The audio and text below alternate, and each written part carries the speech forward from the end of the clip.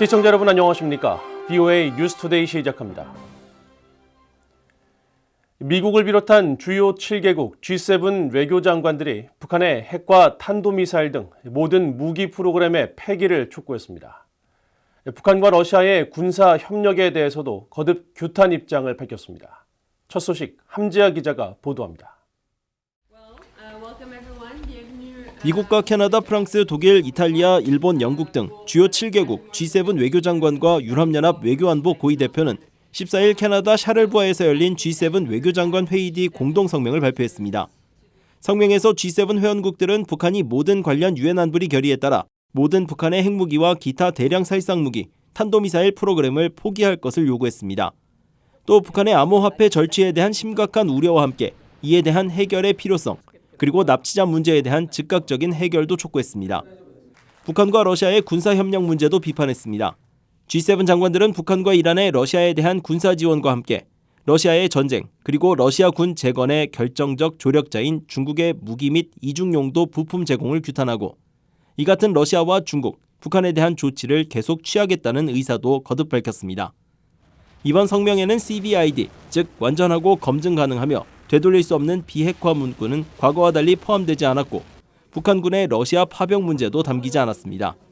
한편 G7 장관들은 영토 보전과 생존권, 자유, 주권, 독립을 수호하려는 우크라이나에 대한 변함없는 지지를 재확인하고 이어 어떠한 휴전도 존중돼야 한다는 점과 우크라이나가 새로운 침략 행위를 억제할 수 있도록 강력하고 신뢰할 수 있는 안보 조치가 필요하다는 점을 강조했습니다. VOA 뉴스 함지아입니다.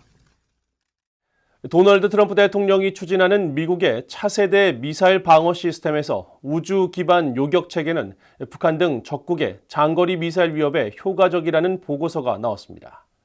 미국 헤리티지 재단이 발표한 이 보고서의 저자는 미국 본토 방어가 강화되면 한국 등 동맹에 대한 확장 억제도 동시에 강화되는 효과가 있다고 밝혔습니다.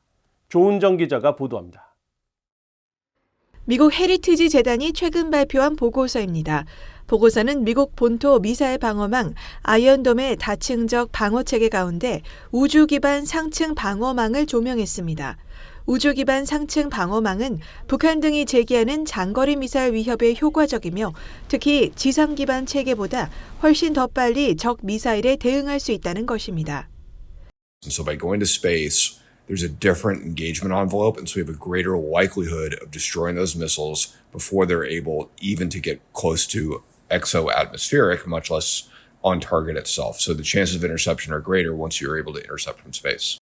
피터스 연구원은 또 우주에서는 훨씬 더 낮은 비용으로 요격기를 배치할 수 있다면서 앞으로 4년 안에 우주 기반 초기 운용 능력을 갖출 수 있을 것이라고 전망했습니다. 또 트럼프 대통령의 아이언돔이나 골든돔 계획을 통한 미국 본토의 미사일 방어망 강화는 한국 등 동맹에 대한 확장 억제 제고에 기여할 것이라고 강조했습니다. If you deny the adversary the ability to strike the American homeland in a limited capacity, you can't hold us at risk. Therefore, my nuclear umbrella over allies like South Korea are stronger, and you cannot coerce them because you cannot coerce us. I think it makes the extended deterrence guarantee much, much stronger. 피터스 연구원은 또 현재 미한일 3국의 미사일 경보 정보 실시간 공유는 물론 미사일 발사 전 상황인 발사 왼편 관련 자료 공유 강화도 요격 성공 가능성을 훨씬 더 높일 수 있다고 강조했습니다. VOA 뉴스 조은정입니다. 북한의 지난 10일 탄도미사일 발사와 관련해 독일과 필리핀이 강력히 규탄했습니다. 필리핀 외무부는 14일 성명을 통해 필리핀은 최근 북한의 탄도미사일 발사에 대해 우려를 표하며 이를 강력히 규탄한다고 밝혔습니다. 이어 이 같은 북한의 도발적인 행동은 한반도와 인도태평양 영내 경제 발전과 평화, 안정을 훼손한다고 지적하고 북한의 관련 행동을 즉각 중단하고 유엔 안보리 결의를 포함한 모든 국제의 의무를 준수할 것을 거듭 촉구한다고 강조했습니다. 독일 외무부는 지난 11일 사회연결망 서비스 X를 통해 북한은 지난 10일 또다시 탄도미사일을 발사해 영내 안보와 안정을 위협했다고 밝히고 독일은 이 같은 발사를 규탄하며 다수 유엔 안보리 결의의 요구대로 탄도미사일 프로그램을 즉각 중단할 것을 북한 당국에 촉구한다고 밝혔습니다. 중국이 지난해 9월부터 3개월간 북한에 공급한 정제유의 양을 유엔 안보리에 보고했습니다. 특히 작년 9월엔 역대 가장 많은 양이 공급됐는데 비연료 제품인 아스팔트 재료가 정제유로 둔갑돼 보고되면서 이런 일이 벌어진 것으로 확인됐습니다. 김시영 기자가 보도합니다. 중국 정부가 지난 13일 유엔 안보리 대북제재위원회에 보고한 대북 공급 정제유 양입니다. 대북제재위원회 홈페이지에 따르면 중국은 지난해 9월에 65,386.918배럴, 약 7,849.57톤을, 10월과 11월에는 각각 35,517배럴, 약 4,263톤과 36,618배럴, 약 3,675톤의 정제유를 북한에 공급했습니다. 유엔 안보리는 지난 2017년 북한의 장거리 탄도미사일 발사에 따른 결의 2397호를 통해 북한의 정제유 수입 한도를 연간 50만 배럴로 제한하고 북한의 정제유를 공급한 나라들에게 매월 30일까지 전달의 공급량을 보고하도록 했습니다. 따라서 이번 중국의 보고는 정해진 시한을 한참 넘긴 늑장보고입니다. 중국의 이번 보고로 중국과 러시아의 지난해 대북 정제유 공급량은 30만 202.651배럴로 집계됐습니다. 이는 북한에 허용된 50만 배럴의 60.04%에 해당하는 양입니다.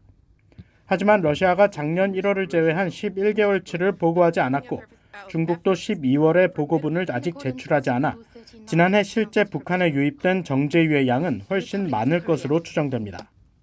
한편 중국이 공급한 정제유에는 이번에도 휘발유와 경유, 등유 등 일반적인 연료성 유류가 하나도 없는 것으로 나타났습니다. 특히 정제유 공급량이 역대 가장 많았던 작년 9월의 경우 중국은 북한에 7,151톤에 달하는 아스팔트 재료 석유 역청을 수출해 전체 정제유 공급분의 91%가 아스팔트 재료로 채워진 것입니다. 앞서 VOA는 중국이 보고한 대북 정제유 공급량과 중국 해관총서 자료를 비교해 중국이 매월 석유 역청과 윤활유, 석유 젤리 등 비연료 유류 제품의 단순 합산치를 톤 단위로 제출한 사실을 확인했었습니다. 더 큰 문제는 선박간 환적 등을 통한 북한의 정제유 밀수입니다.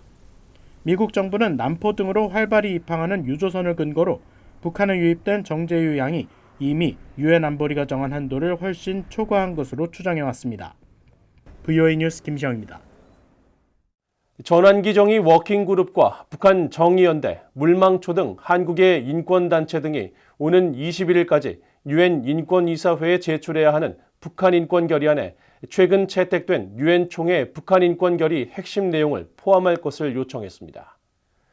이들 단체들은 14일 공동성명을 통해 모든 납북자와 억류자, 미송환 국군 포로의 즉각적인 송환 등 지난해 12월 유엔 총회에서 채택한 북한 인권 결의 10가지 사안을 언급하며 이같이 요청했습니다. 또 이번 결의안에 김정욱, 김국기, 최춘길 선교사 등 북한에 장기간 억류 중인 피해자들의 실명 명시도 포함했습니다.